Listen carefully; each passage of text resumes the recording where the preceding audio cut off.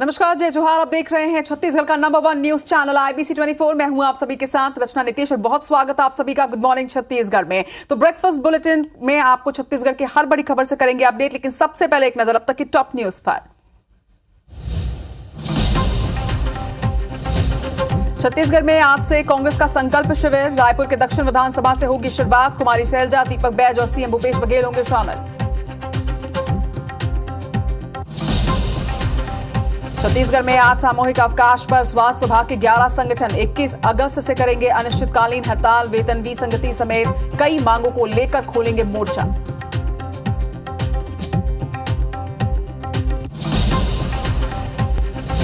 छत्तीसगढ़ के deputy CM के खिलाफ सोशल मीडिया पर आपत्तिजनक पोस्ट, पीसीसी महामंत्री कन्हैया अग्रवाल ने थाने में की शिकायत।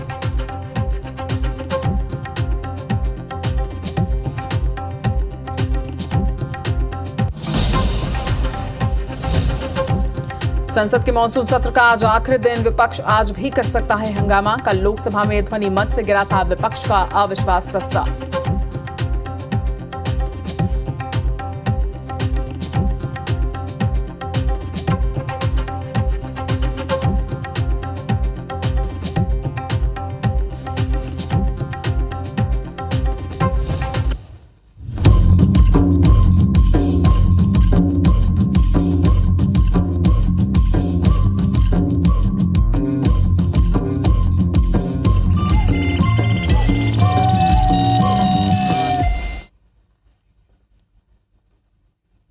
तो हेडलाइंस के बाद शुरुआत करते हैं गुड मॉर्निंग छत्तीसगढ़ की। और आज इस बुलेटिन में सबसे पहले आपको बताते हैं कि छत्तीसगढ़ में आखिर वो कौन सी खबरें हैं जिस पर IBC 24 की दिन भर रहेगी नजर।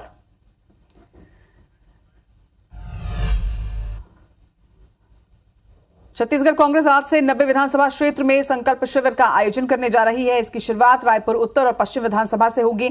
आज इन दोनों ही क्षेत्रों में संकल्प शिविर का आगाज किया जाएगा, जिसमें सीएम भूपेश बघेल के साथ ही पीसीसी चीफ दीपक बैज और प्रदेश प्रभारी कुमारी शैलजा मौजूद रहेंगी। वहीं दूसरी खबर, कैबिनेट मंत्री मोहन मरकाम 2 दिवसीय कोरिया जिले के दौरे पर हैं। प्रभारी मंत्री बनने के बाद पहली बार दौरे पर वो पहुंचे हैं। आज कांग्रेस के कार्यकर्ताओं से वो मुलाकात करेंगे, इसके साथ ही अधिकारियों के साथ बैठक भी लेंगे। कल मनेन्द्रगढ़ का उनका दौरा होगा। वहीं तीसरी खबर भिलाई से, जहां पर डेंगू पॉजिटिव मरीजों की संख्या लगातार तेजी से बढ़ती जा रही है। कल एक बार फिर से 8 नए मरीज सामने आए, जिसके बाद मरीजों की संख्या अब बढ़कर 50 पर पहुंच गई, जिन्हें इलाज के लिए अलग अलग अस्पतालों में भर्ती कराया गया है।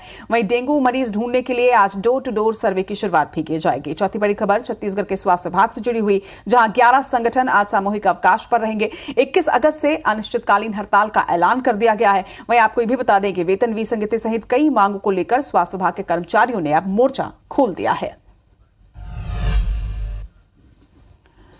चलिए अब खबरें विस्तार से। सबसे पहले भिलाई का रुख करते हैं, जहां पर डेंगू का कहर लगातार बढ़ता ही जा रहा है। तेजी से डेंगू के मरीज बढ़ते जा रहे हैं। डेंगू पॉजिटिव मरीजों की संख्या की बात करें तो कुल संख्या 50 पर जा पहुंची है। कल डेंगू के 8 नए मरीजों की पुष्टि की गई, जिसके बाद 42 से बढ़कर यह संख्या 50 पर पहुंची। अलग अलग अस्पतालों में लगातार डेंगू मरीजों का इलाज जारी है। वहीं अब डेंगू मरीजों को ढूंढने के लिए डोर टू डोर सर्वे भी किया जाएगा। टाउनशिप के सेक्टर 2, 3, 4 और 6 में सबसे ज्यादा मामले सामने आ रहे हैं। यानी कि अगर आप इन क्षेत्रों में रहते हैं तो आपको बहुत ज्यादा सतर्क रहने की आवश्यकता है। ज्यादा जानकारी के साथ हमारे सहयोगी कोमल इस वक्त हमारे साथ जुड़ रहे हैं। कोमल, लगातार भिलाई में डेंगू का कहर बरतता जा रहा है, किस तरह की कवायद स्वास्थ्य विभाग और निगम कर रहा है? जी, डेंगू की बात करें तो खासकर टाउनशिप में डेंगू के अब तक जो मरीज काफी ज्यादा मिले हैं और कल फिर 108 मरीजों की डेंगू रिपोर्ट पॉजिटिव आई है और अब जो मरीजों की संख्या बढ़कर 50 हो चुकी है। इसमें से कई अभी हॉस्पिटल में भी एडमिट हैं और अब डोर टू डोर सर्वे की बात की जा रही है। कल परसों महापौर ने भी जाकर के घरों में लोगों को समझाइश दी थी। उसके बाद टीम भी लगातार पहुंच रही है। स्वास्थ्य विभाग और उसके साथ में निगम और बीएसपी टाउनशिप 3 अलग अलग टीम काम कर रही है। उसके बावजूद भी डेंगू जो है अभी नहीं थम रहा है यहाँ पर और डेंगू के जो लगातार मरीज सामने आ रहे हैं। और टाउनशिप की बात करें तो टाउनशिप में पानी जो जमा हो रहा है लोगों के घरों में, खासकर सबसे ज्यादा जो पानी की टंकियां ऊपर में छतों में है, लोग उस पर ध्यान नहीं दे रहे हैं और कूलर में जो पानी रखा हुआ है उसकी वजह से जो लार्वा पनप रहे हैं वो सबसे ज्यादा खतरनाक हो रहे हैं और उसके कारण से यहाँ पर मरीजों की जो संख्या लगातार बढ़ रही है। जी, तमाम बातचीत के लिए आपका बहुत बहुत शुक्रिया कोमल। तो जैसे कि हमारी सहयोगी भी जानकारी दे रही थी कि एक तरफ स्वास्थ्य अमला तो दूसरी तरफ निगम का अमला भी सतर्क मोड पर है और लगातार कवायद कर रहा है डेंगू को रोकने की, लेकिन इसमें जनता की सहभागिता उतनी ही जरूरी है क्योंकि सेहत आपकी है, जान आपकी है और आपको सतर्क और सावधान रहना होगा और जागरूकता के साथ उन नियमों का पालन करना होगा जिसकी बात स्वास्थ्य विभाग और निगम कर रहा है। अपने घर के आसपास पानी की जमावट आप ना होने दें क्योंकि इन्हीं में मच्छर पनपते हैं जिनसे डेंगू का खतरा ज्यादा बना रहता है। खबर दंतेवाड़ा से, जहां पर नक्सलियों के खिलाफ बड़ी कार्रवाई की गई है। जवानों ने 3 नक्सली स्मारक को ध्वस्त कर दिया। डीआरजी के जवानों को बड़ी सफलता यहां मिली है और दंतेवाड़ा में 3 नक्सली स्मारकों को ध्वस्त जवानों ने कर दिया है। नक्सलियों का डंप सामान भी यहां से बरामद किया गया। मालेवाही इलाके की घटना बताई जा रही है। बारसूर और मालेवाही में यह एक्शन लिया गया है, जहां पर डीआरजी के जवानों ने न सिर्फ 3 नक्सली स्मारकों को ध्वस्त किया बल्कि यहां से नक्सली सामान भी बरामद किए गए हैं।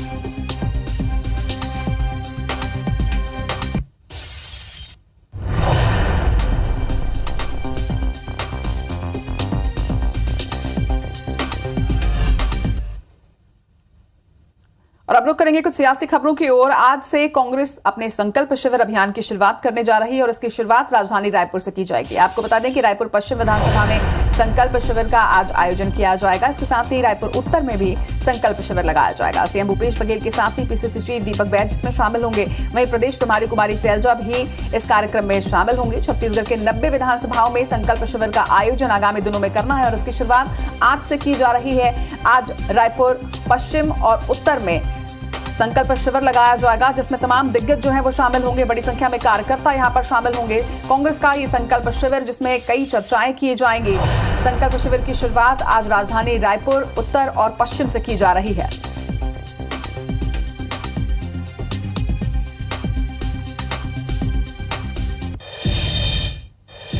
और अब सीएम भूपेश बघेल के आज के कार्यक्रम से आपको अपडेट कर दे। मेरी माता स्मृति दिवस कार्यक्रम में आज वो शामिल होने के लिए पहुंचेंगे, जहां प्रतिभा सम्मान समारोह में भी शिरकत करेंगे। तो आज उनके कई कार्यक्रम है जहां पर वो शामिल होंगे। प्रतिभा सम्मान समारोह में आज सीएम भूपेश बघेल शामिल होने वाले हैं। तो वहीं आज मेरी माता स्मृति दिवस के उपलक्ष्य पर एक कार्यक्रम का आयोजन किया गया है जिसमें शामिल होने के लिए सीएम भूपेश बघेल वहां भी पहुंचेंगे। प्रतिभा सम्मान समारोह में भी वो शिरकत करेंगे।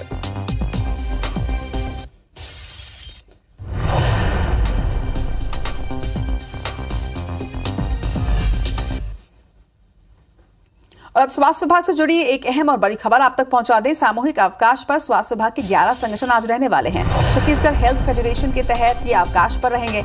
आपको ये भी जानकारी दे दें कि 21 अगस्त से अनिश्चितकालीन हड़ताल का ऐलान कर दिया गया है। नर्सिंग एसोसिएशन सहित दूसरे कर्मचारी भी हड़ताल पर रहेंगे।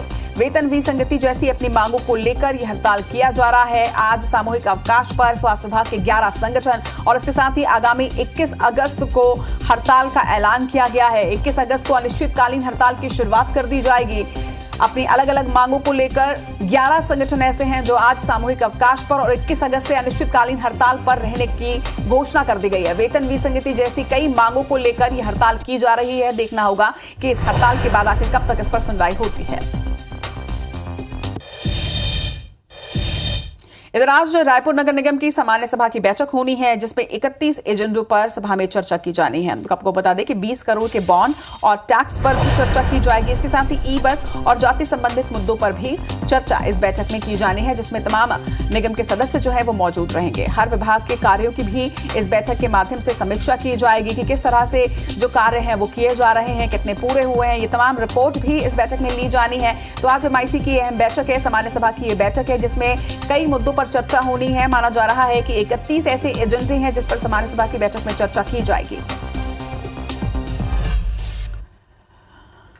तो केंद्र सरकार ने छत्तीसगढ़ से इस साल 46 लाख मीट्रिक टन चावल खरीदी करने का फैसला किया है। इसका आदेश भी जारी कर दिया गया है जिस पर सीएम भूपेश बघेल ने कहा है कि केंद्र के ऊपर यह दबाव है और इसी वजह से 46 लाख मीट्रिक टन चावल खरीदने की बात कही जा रही है। जब हम झोली फैलाकर वहां गए थे तो हमारा चावल नहीं खरीदा गया, मगर आज जब पूरी दुनिया में चावल और गेहूं की कमी हो रही है, देश में कई जगह पर अतिवृष्टि हुई है, कई स्थानों में सूखे की स्थिति है, ऐसे में अंतर्राष्ट्रीय दबाव की वजह से केंद्र सरकार ने राज्य से 46 लाख मीट्रिक टन चावल खरीदने का यह फैसला लिया। वहीं भाजपा ने केंद्र के इस फैसले पर उनका आभार जताया है। और फसलों के आकलन की जो रिपोर्ट भारत सरकार को मिल रही है तो उनको ये दबाव है कि हम हमको ज़्यादा अनाज की आवश्यकता पड़ेगी और इसलिए इन्होंने 86 लाख मीट्रिक टन, हालांकि हमारे यहाँ कितना चावल उत्पादन होगा, जितना हम लोग खरीदी के लक्ष्य रखे हैं 20 क्विंटल में, उसके बाद भी पूर्ति हो पाएगी कि नहीं हो पाएगी हम लोग कह नहीं सकते। लेकिन ये अंतर्राष्ट्रीय हालात के दबाव के चलते ये फैसला है। रायपुर विकास प्राधिकरण हाउसिंग स्कीम में निवेश करने वाले सैकड़ों मध्यम वर्गीय परिवार खुद को ठगा हुआ महसूस कर रहे हैं। पूरा पैसा मिलने के बाद भी आरडीए इन परिवारों को मकान नहीं दे पाया है। असल में जो मकान साल 2021 में लोगों को मिलने थे, उनकी नींव तक नहीं डाली गई है। आरडीए की लापरवाही के चलते अब परिवारों को दोहरी मार झेलनी पड़ रही। एक रिपोर्ट।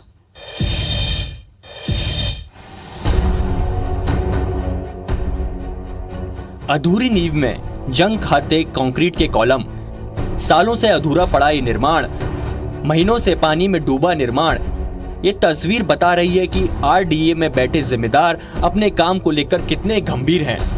ये अधूरा निर्माण असल में उन मकानों का है जिनका भुगतान लोग बैंक से कर्जा लेकर साल 2019 में ही आरडीए को कर चुके हैं। मकान 2021 तक लोगों को मिलने थे, लेकिन कोरोना काल में काम बंद हो गया। कोरोना संकट टले करीब 2 साल हो चुके हैं, लेकिन आज तक इन मकानों का हाल जस का तस है। हम खड़े हैं कौशल्या विहार के सेक्टर 1 में।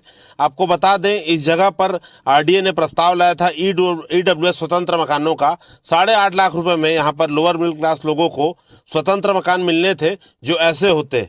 ये मकान आपको बता दें कि दिसंबर 2021 में लोगों को हैंडओवर हो जाना था, लेकिन चूंकि कोरोना काल था, इसका हवाला देते हुए आरडीए ने इसे शुरू नहीं किया। कुछ महीने पहले ये काम चालू हुआ है जो पूरी तरीके से बंद है। अब जो स्थिति है आपको दिखा रहे हैं, देखेंगे कि नींव भी नहीं पड़ी है, कुछ कॉलम खड़े यहाँ पर हुए हैं और प्लिंथ भी यहाँ पर बांधी नहीं गई है। 2021 के बाद इन्हें 2022 का समय दिया गया, अब 2023 का समय दिया गया, मार्च के बाद अब अधिकारी कह रहे हैं कि दिसंबर तक ये मकान बनकर मिल जाएंगे। किराए के मकान से छुटकारा और अपनी छत की आस में लोगों ने कर्ज लेकर आरडीए को भुगतान तो कर दिया, लेकिन सालों की देरी के चलते अब इन लोगों पर लोन और किराए की दोहरी मार पड़ रही है। मैंने कमल विहार का लोन लेकर के 3 साल पहले पटा चुका हूँ पैसा, और 2.5 साल का एग्रीमेंट था और अभी 4.5 साल हो रहा है। अभी तक मकान रेडी नहीं हुआ है और मैं लोन लेके पटाया हूँ, अभी अलग से किराया में रह रहा हूँ। सर, मैं सन 2019 में कमल विहार योजना के आरडीए में कमल विहार में मैंने सेक्टर 2 में स्वतंत्र मकान खरीदा हुआ था और उसका फॉर्म भरवाया गया था। मैंने बैंक से लोन लेकर पूरा किस्त पटा चुके हो सर। इनका था कि 2020-21 में हम मकान बना के दे देंगे। अभी तक तो मात्र डीपीसी हुआ है, अभी तक कुछ नहीं हुआ है। आरडीए के अधिकारी अब भी कोरोना काल में देरी और ठेकेदार की लापरवाही का रटा रटाया जवाब दे रहे हैं। 3 सालों तक मकान मिलने का आश्वासन देने के बाद अब निवेशकों को अगले साल मकान मिलने का आश्वासन दिया जा रहा है। अब ठेकेदार में थोड़ा तकनीकी प्रॉब्लम आने की वजह से हितग्राहियों को नहीं मिल पाया समय पे, और इसी बीच 2 साल कोरोना भी आ गया, इसके वजह से काम में थोड़ा देरी हुई है, हम मानते हैं। लेकिन हाँ, जो है 2024 तक सभी हितग्राहियों को हम मकान पोजीशन देने की स्थिति में रहे। सरकारी एजेंसी पर भरोसा कर लोगों ने जीवन भर की कमाई आरडीए के प्रोजेक्ट में लगा दी, लेकिन सच्चाई ये है कि आरडीए निवेशकों को किसी प्राइवेट बिल्डर की तरह परेशान कर रहा है। सैकड़ों परिवारों का अपने घर का सपना कब पूरा होगा, ये अब भी कह पाना मुश्किल है। संदीप शुक्ला, IBC 24, रायपुर। खबर आपको हाथी की अतलंगी से जुड़े दिखाते हैं। राज्य में दरअसल दंतैल हाथियों का उत्पात लगातार जारी है, जहां एक और दंतैल हाथी पहुंच गया है। पैरी नदी के पार पहुंचा है एक और दंतैल हाथी। पांडुका क्षेत्र में लगातार हाथियों का उत्पात जारी है। वन विभाग ने 20 से ज्यादा गांव में अब अलर्ट जारी कर दिया। तस्वीरें आप देखिए, तस्वीरें आपको बताएंगी कि किस तरह से हाथियों का उत्पात जारी है। राजिम और धमतरी में 10 से ज्यादा लोगों की अब तक हाथियों के कुचलने से मौत हो चुकी है। हाथी के हमले से पिछले 4 महीने में ही 10 लोगों की मौत हुई है। क्षेत्र में 3 दंतैल हाथी लगातार विचरण कर रहे हैं, उत्पात मचा रहे हैं, जिसकी वजह से लोगों में आतंक का माहौल रहता है। वन विभाग की टीम हालांकि निगरानी कर रही है, लेकिन इसके साथ ही 20 ऐसे गांव हैं जहां पर हाथियों को लेकर मुनादी कराई जा रही है। अलर्ट जारी कर दिया गया है कि लोग सचेत और सावधान रहें। इधर रायगढ़ जिले में हाथियों की रोकथाम को लेकर वन विभाग अब तक कोई भी ठोस कार्य योजना नहीं बना पा रही है। जानकर हैरत होगी कि हाथियों को जंगलों तक ही सीमित रखने के लिए एलिफेंट कॉरिडोर, गजराज प्रोजेक्ट जैसे कई योजनाएं बनाई तो गई, लेकिन विडंबना कही जाएगी कि सालों बाद भी अब तक ये योजनाएं धरातल पर उतर ही नहीं पाई हैं। और ऐसे में हर साल हाथी जान माल को नुकसान तो पहुंचा ही रहे हैं, खुद भी काल के गाल में समा रहे हैं।